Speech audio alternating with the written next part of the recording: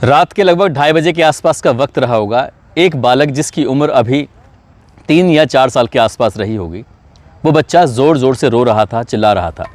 उसके रोने की, उसके चिल्लाने की आवाज़ें न केवल घर में थीं बल्कि आसपास के घरों तक भी पहुंच जाती हैं। और रात के 2:30 बजे कोई बच्चा इतनी ज़ोर ज़ोर से रोएगा तो जाहिर सी बात है घर वालों की परेशानी बढ़ना स्वाभाविक है। बच्चे के घर वाले, उसके दादा, उसके पापा सबके सब चिंतित हो जाते हैं। उसके बाद उसकी माँ से पूछा जाता है कि आखिरकार क्या बात है, ये क्यों रो रहा है। तो कहती है कि ये बुखार से बुरी तरह से तप रहा है, इसे दवाई नहीं दिलवाई तो बहुत बड़ी दिक्कत हो जाएगी। तभी उसके दादा कहते हैं कि तुम परेशान क्यों होते हो, मैं इसका अभी इलाज करा के लेके आता हूँ। उसके दादा उसको अपनी गोद में बिठाते हैं, सीधा लेके जाते हैं पास में ही एक घर होता है, गुलफ शाह का घर। ऐसा कौन व्यक्ति था उस इलाके में, उस ज़िले में, जो उस घर को नहीं जानता था। दरअसल इस लड़की पर जिन्नातों का असर था और जिसको देख लिया करती थी, जिसको छू लिया करती थी, जिसको दम कर दिया करती थी, समझ लो कि वो ठीक हो जाया करता था। वो बच्चा जब रो रहा था, रोते रोते उस बच्चे को जब उसके घर पे लेके जाते हैं, उस लड़की ने बस कुछ पढ़ा और पढ़ने के बाद कहा कि घर चले जाओ। उसके बाद वो बच्चा घर आता है, आराम से सो जाता है। हालांकि अगले दिन क्या होता है इसका पता नहीं चलता, लेकिन इस लड़की की शोहरत कुछ इस तरह से थी कि आसपास के लोग दिन निकलते ही इसके घर में आ जाया करते थे अपना इलाज कराने के लिए, क्योंकि इस लड़की पर जिन्नातों का जो असर था। और ये लड़की इतनी मशहूर हो रही थी कि लगातार रोज़ अखबारों की सुर्खियाँ बन रही थी। लेकिन इससे भी बड़ी बात ये थी कि इस लड़की के शरीर के अंदर से सुइयाँ पैदा हो रही थी। और ये बात न केवल उस ज़िले में बनती है बल्कि पूरे ज़िले में, पूरे प्रदेश में, पूरे देश में फैल जाती है कि उत्तर प्रदेश के ज़िला मेरठ में एक गांव ऐसा भी है जहां पर एक लड़की के शरीर से लगातार सुइयां पैदा हो रही हैं।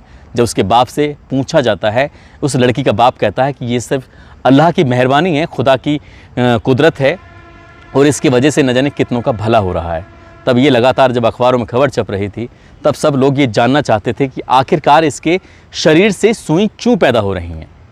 आज की कहानी भी उसी लड़की की है, जिसको सुनने के बाद आप भौचक्के रह जाएंगे, आप परेशान हो जाएंगे, सोचने पर मजबूर हो जाएंगे कि लोग अंधविश्वास के चक्कर में कितने पड़ जाते हैं। आदाब, नमस्कार, सत श्री अकाल। मैं उस्मान सैफी आज की जो सच्ची घटना सुनाने जा रहा हूँ, ये सच्ची घटना है उत्तर प्रदेश का एक ज़िला है मेरठ, और मेरठ ज़िले की एक थाना लगता है, इसका नाम है किठौर क्षेत्र का एक गांव। दरअसल वहाँ की रहने वाली 14 साल की गुलफ शाह नाम की एक लड़की, जो बेहद खूबसूरत, और उस लड़की के पास हर कोई सुबह सुबह पहुँच जाया करता था अपना इलाज कराने के लिए। कहता था कि बेटी एक बार दम कर दो। असल में दम होता है, कुरान शरीफ की कुछ आयतें होती हैं, उसको पढ़ना होता है और पढ़कर फूंकना होता है।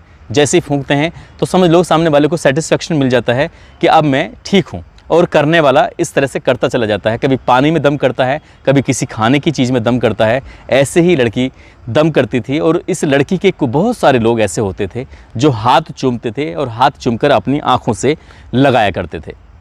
ये सिलसिला लगातार चल रहा था और लगातार ये खबर अखबारों में छप रही थी। अखबारों में खबर कुछ इस तरह से छप रही थी कि एक लड़की ऐसी है जिसके शरीर में सुई पैदा होती हैं, और ये सुई अचानक ये कुदरत की देन है और इस पर जिन्नातों का असर है।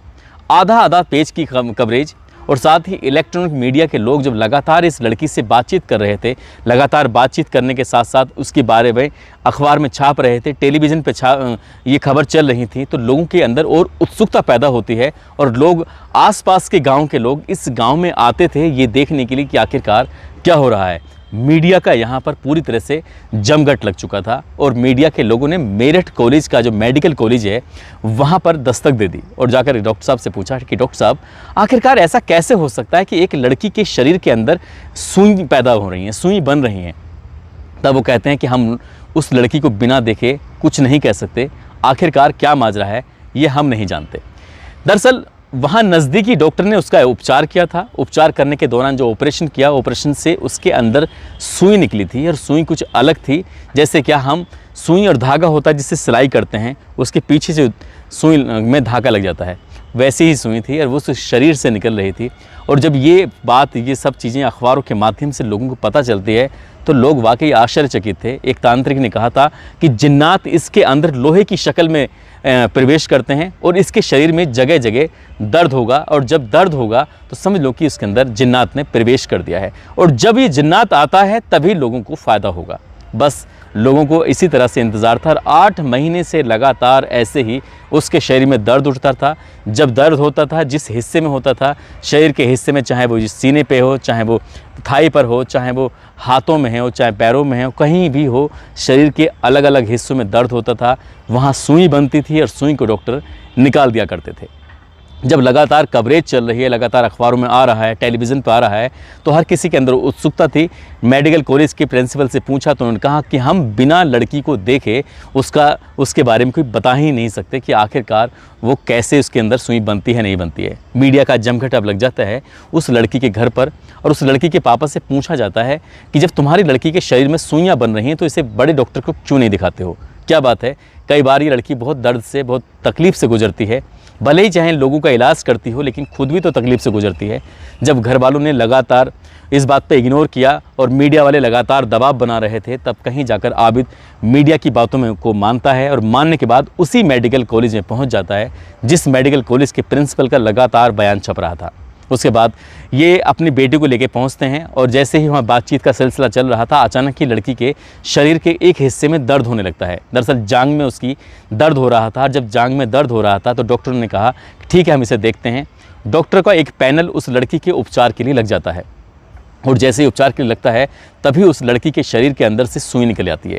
जब सचमुच सुई निकलती है तो वाकई ये करिश्मा हो जाता है और अखबार में बड़ी बड़ी खबर छपती है, आधा आधा पेज की कवरेज होने लगती है।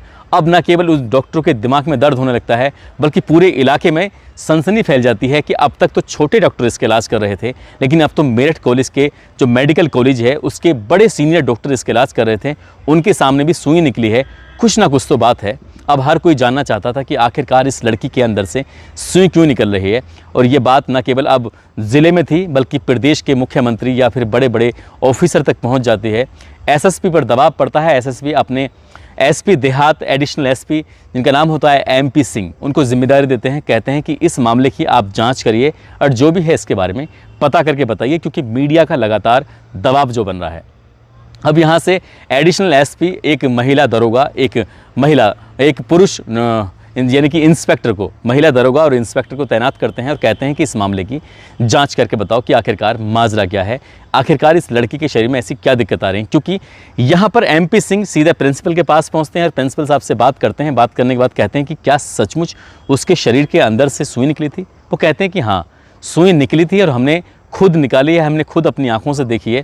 दरअसल वो सुई सामान्य नहीं है बल्कि फैक्ट्री मेड है, जैसी फैक्ट्री के अंदर बनती है, लेकिन फैक्ट्री के अंदर बनने वाली सुई उसके शरीर से निकल रही है। बस यही आश्चर्य है। यदि वो सुई असामान्य होती या फैक्ट्री मेड नहीं होती तब यकीन किया जा सकता था, लेकिन ऐसा लग रहा है जैसे किसी की शरारत हो। अब ये शरारत किसकी थी, बस पुलिस वाले यही जानना चाहते थे, इसलिए महिला दरोगा और इंस्पेक्टर की तैनाती कर दी जाती है और इंस्पेक्टर साहब महिला के साथ पहुंच जाते हैं उसी गांव में और ये पता करने की कोशिश करते हैं कि आखिरकार इस लड़की के साथ पहले पूर्व में क्या क्या हुआ था। फिर उसके बाद ये पता करने के बाद एक दो डॉक्टर के नाम आते हैं और गांव के लोगों के नाम आते हैं। उन सबसे पूछताछ करते करते वो इंस्पेक्टर और महिला दरोगा जब बारी बारी से जाते हैं तो एक डॉक्टर का नाम आता है जान मोहम्मद। डॉक्टर जान मोहम्मद से बातचीत की जाती है और बातचीत करने के बाद उनसे पूछा जाता है कि आखिरकार क्या मामला है, तुमने इसके जो इलाज किया है उसके इलाज में तुमने क्या देखा, क्या पाया। तब वो कहते हैं कि हाँ साहब, इलाज तो मैंने किया था, लेकिन इसमें एक और डॉक्टर हैं जिनका नाम है डॉक्टर ज़ुबैर और जान मोहम्मद, इन दोनों को पकड़ा जाता है। साथ ही एक डॉक्टर होते हैं डॉक्टर साजिद, इनको भी पकड़ा जाता है। 3 डॉक्टर होते हैं, तीनों डॉक्टर से अलग अलग पूछताछ की जाती है। पूछताछ करने के बाद, उनसे बातचीत करने के बाद उनसे कुछ ऐसी चीज़ें निकल के सामने आती है जिनको सुनकर, जिनको देखकर वाकई हैरानी होती है। तब उस इंस्पेक्टर को पता चलता है कि कुछ ना कुछ दाल में काला है और उसके बाद फिर डॉक्टर साहब से जब सख्ती से पूछा जाता है तो वो चौंकाने वाली बात करते हैं। दरअसल वो कहते हैं कि ये लड़की अब से 7 या 8 महीने पहले, यानी कि नवंबर 2002 को ये लड़की अपने पिता आबिद के साथ, इनकी गुलब शाह अपने पिता आबिद के साथ पहुंचती है डॉक्टर जान मोहम्मद के पास और वहां जाने के बाद कहती है कि डॉक्टर साहब, मुझे बुखार आ रहा है, मुझे बहुत तकलीफ़ है, मुझे बहुत परेशानी है। क्योंकि डॉक्टर गांव के अंदर जो होते हैं वो मोस्टली वो डिग्रीधारी नहीं होते बल्कि झोला छाप डॉक्टर होते हैं। वो भी एक झोला छाप डॉक्टर होते हैं। गांव के अंदर एक क्लिनिक उन्होंने बनाया हुआ था, एक दुकान में खोला हुआ था। आधी दुकान में तो वो खुद बैठते थे और आधी दुकान के अंदर एक बेंच लगाई हुई थी, बीच में पर्दा डाला हुआ था और उसके बाद इस वहाँ मरीज़ को, जो कुछ ऐसे मरीज़ होते थे जिनको वो देखने की कोशिश करते थे कि इस तरह से उस लड़की को जब देखते हैं, वह पिता के साथ आती है, तो वो अपने मरीज़ से कहते हैं कि तुम जाकर अंदर लेट जाओ और मैं तुम्हें देखना चाहता हूँ। लड़की इतनी ज़्यादा खूबसूरत, जिसकी खूबसूरती को देख के अच्छे अच्छे लोग पिघल जाएं, वो डॉक्टर क्या चीज़ थी। उस डॉक्टर ने उस लड़की को अंदर बिठाया, उसके बाप बाहर अपनी बेटी का इंतज़ार कर रहा था। लड़की सचमुच बीमार थी, बुखार से परेशान थी। उसने उस लड़की को बेंच पर लिटाने के बाद शरीर के अलग अलग हिस्सों को 5 या 6 मिनट तक ऐसे ही छूता रहा और उस लड़की ने इसका कोई विरोध नहीं किया। वो शरीर के अलग अलग हिस्सों पर हाथ फेर रहा था, कभी छूता था, कभी उसे कुछ करता था और ये बार बार कोई ना कोई बहाने से कहता था कि यहाँ दर्द तो नहीं हो रहा है, यहाँ तकलीफ़ तो नहीं हो रही है। और 6 मिनट तक वो अपने उस बैड टच के साथ उसको ऐसे ही टच करता रहा, उसके साथ खेलता रहा। और जब 5 या 6 मिनट निकल जाते हैं, उसके बाद वो अपने कुर्सी पर आकर बैठ जाता है और उसे कहता है कि तुम्हारी लड़की को बहुत दिक्कत है, परेशानी है और कोई बात नहीं, तुम एक काम करो, मैं 2-3 ये टेस्ट लिखता हूँ, ये टेस्ट करा के मुझे लेके आओ कल और मैं इसे दिखाता हूँ। इससे पहले कि वो यहाँ से लड़की और उसके पिता निकल के जाते, तभी एक तांत्रिक की वहाँ पर एंट्री होती है। वो होते हैं कलीम मियाँ।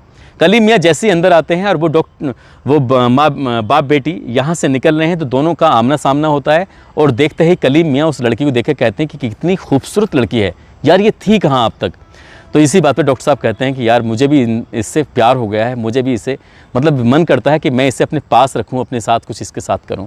जब एक तांत्रिक और एक डॉक्टर यानी कि झोला छाप डॉक्टर जब आपस में दोनों बातचीत करते हैं, तो इस बातचीत के सिलसिले में इन दोनों ने एक प्लानिंग की। उन्होंने कहा कि मैंने कुछ इसमें दवाइयाँ लिखी हैं, कुछ ऐसे टेस्ट लिखे हैं, ये लड़की कल दोबारा से यहाँ पर आएगी और जब आएगी तो कुछ ना कुछ ऐसा कुछ नया करना चाहिए जिससे कि बात बन सके।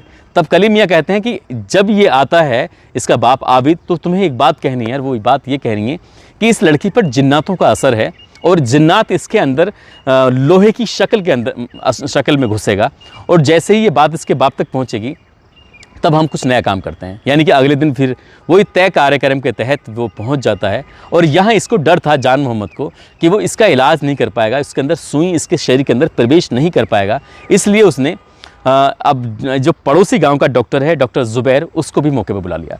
अब डॉक्टर ज़ुबैर भी आ जाता है और ये तय कार्यक्रम के तहत मतलब कि अगले दिन उस बाप और बेटी को आना था। वो रिपोर्ट लेके आते हैं, रिपोर्ट सब सामान्य थी, उसमें कोई दिक्कत वाली बात नहीं थी।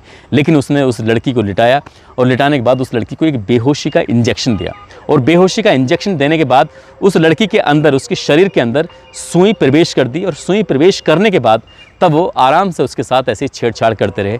उन्होंने कहा कि तुम्हारी लड़की पर बहुत ज़्यादा दिक्कत परेशानी है, अब यकीन नहीं आता तो देख लेना, 8-10 दिन के बाद फिर एक बार लड़की को मुझे दिखाना। यानी कि लड़की चली जाती है, शरीर में उसके सुई प्रवेश कर जाती है और 8 या 10 दिन के बाद उस लड़की के शरीर में बहुत तेज़ दर्द होने लगता है, क्योंकि सुई जो अंदर घुसी हुई थी वो परेशान करने लगती है। हर एक बार फिर से वो आता है, क्योंकि तांत्रिक ने पहले से ही बता दिया था कि इसके शरीर के अंदर जिन्न प्रवेश करेगा और वो भी एक लोहे के रूप में। और वैसे ही होता है, उसका उपचार किया जाता है। बाप को कहा जाता है कि तुम कुछ दवाइयाँ लेके आओ।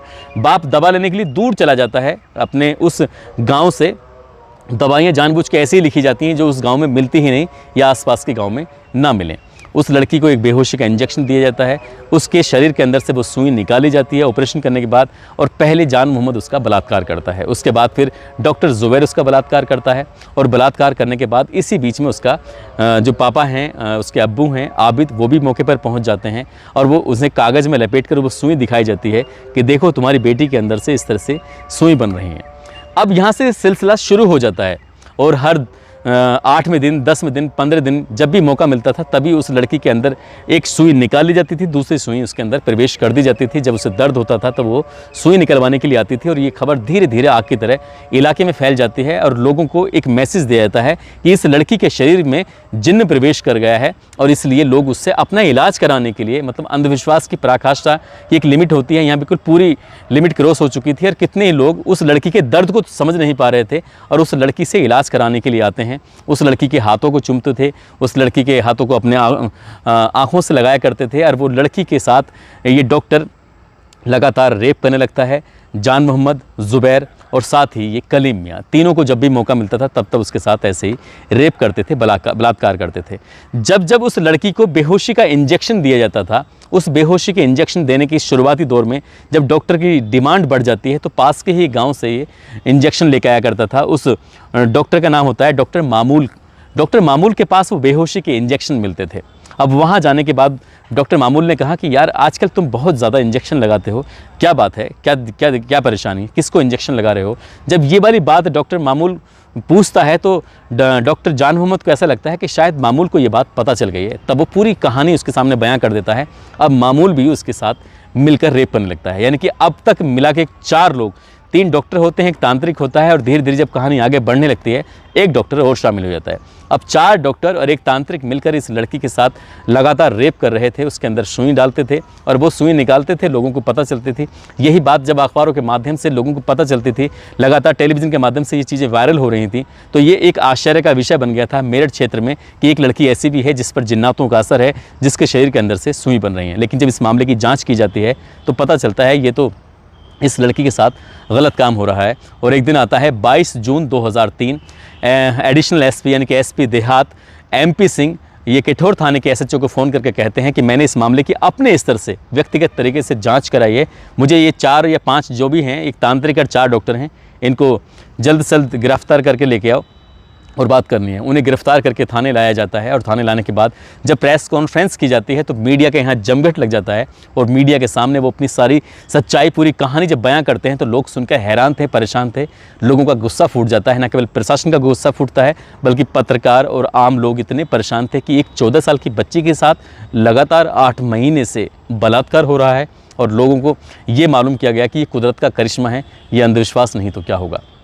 हालांकि 4 को गिरफ्तार करके या 5 को गिरफ्तार करके जेल भेज दिया गया था और पुलिस ने, आम लोगों ने भी उन आरोपियों की जमकर खबर ली थी और उसके बाद उस इलाके में फिर किसी लड़की को कोई सुई नहीं निकली।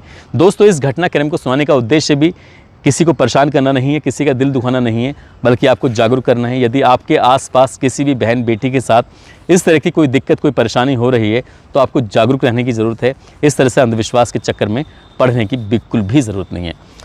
जाते जाते कुछ लोगों के जन्मदिन है, जिसमें हितेश जाखड़ है पलवल से, राशिद खान हैं मेवात से, हेतराम गोदारा राजस्थान से हैं, अरमान गौर दिल्ली से हैं। इनको जन्मदिन की बहुत सारी शुभकामनाएं, बहुत बहुत मुबारकबाद। साथ ही कुछ लोगों ने नाम लेने की अपील की थी, इसमें यशांक शर्मा, कपिल सागर गुलाब कुमावत जैसलमेर से हैं, नवीन दास वैष्णव, नंदलाल प्रसाद गाज़ीपुर से हैं, दीपक राज बिहार से हैं, निंकू सिंह बिहार से, मोहम्मद इरफान कुरैशी इमामुद्दीन भरतपुर से हैं, पिंकी गुप्ता इनके पति प्रमोद कुमार गुप्ता बिहार से हैं, रामवीर मध्य प्रदेश से हैं, सुमन रॉयल, तालिब खान अजय कुमार राजस्थान से, जैनुद्दीन सैफ मोहम्मद दिलावर अनवर अली बिहार से हैं, नारायण जाखड़ नागौर से हैं, अमन गुप्ता, इरफान खान, देवराज, जितेंद्र कुमार, सुमित कुमार दिल्ली से हैं, नीरज।